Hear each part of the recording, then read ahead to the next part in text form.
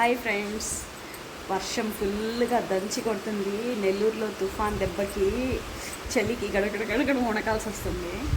చూడండి, మా ముందు ప్లాట్ అయితే ఖాళీగా ఉంది. మా ఇంటికి ముందు ప్లాట్, మేము ఉండేది 5th ఫ్లోర్లో. ప్లాట్లో వాటర్ చూడండి అసలు ఎలా ఆగిపోయి ఉన్నాయో వర్షానికి. నైట్ నుంచి కంటిన్యూగా పడుతూనే ఉంది. ఇప్పుడు టైం వచ్చేసి 3:30. అసలు పొద్దున్న నుంచి కొంచెం కూడా గ్యాప్ ఇవ్వలేదు.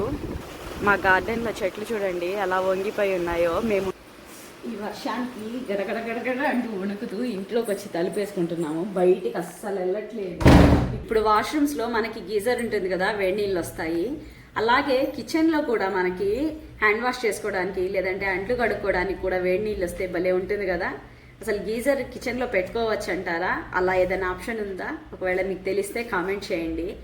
ఇలా బయట చల్లగా వర్షం పడుతున్నప్పుడు అంట్లు కడుక్కోవాలంటే చల్లటి నీళ్లతో చాలా ఇబ్బందిగా ఉంటుంది.